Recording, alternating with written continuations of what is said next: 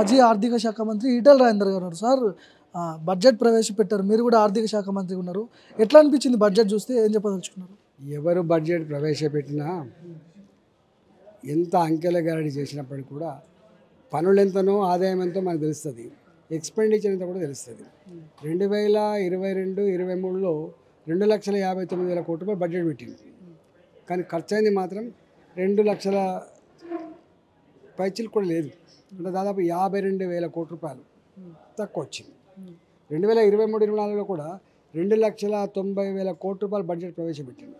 కానీ ఖర్చు పెట్టింది మాత్రం అంత లేదు. 66,000 కోట్ల రూపాయలు తక్కువైందని చెప్పి వాళ్ళు చెప్తా ఉన్నారు. 2,24,000 కోట్లు మాత్రమే ఖర్చు అయిందని చెప్పి ఇవాళ 2,75,000 కోట్ల రూపాయలు కేటాయించినప్పటికి కూడా నాకు తెలిసి మళ్ళీ ఖర్చు అయ్యేది 2,25,000 కోట్లు, 2,30,000 కోట్లు తప్ప అంతకంటే ఒక సింగిల్ పైసా ఎక్కువ ఉండే ఆస్కారం లేదు.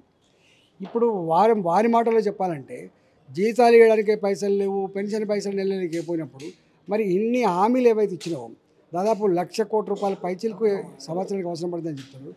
ఆ హామీలు అమలు చేయడానికి డబ్బులు ఎక్కడి నుంచి తెస్తావు? వాళ్ళు సమాధానం చెప్పాల్సిన అక్కడ ఉన్నది.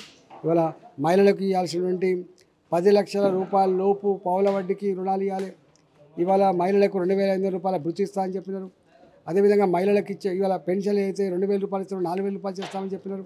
హ్యాండిక్యాప్ వాళ్ళకి ఇచ్చేది 6,000 రూపాయలు ఇస్తారని చెప్పి మరి ఎట్లా ఇస్తారో వాళ్ళు చెప్పాల్సి అక్కడ. నేను కూడా ఆర్థిక మంత్రిగా ఉన్నా, నాకే అర్థం కావట్లేదు అని అలాంటి మాటలు ఎందుకు అనాల్సి వచ్చింది ఈటెల రాజేందర్ గారు? వాస్తవంగా ఈ లెక్కలు అర్థమవుతాయి, కానీ ఈ లెక్కలకు వాళ్ళ మేనిఫెస్టోలో పెట్టినటువంటి హామీలకు అర్థం కావట్లేదు.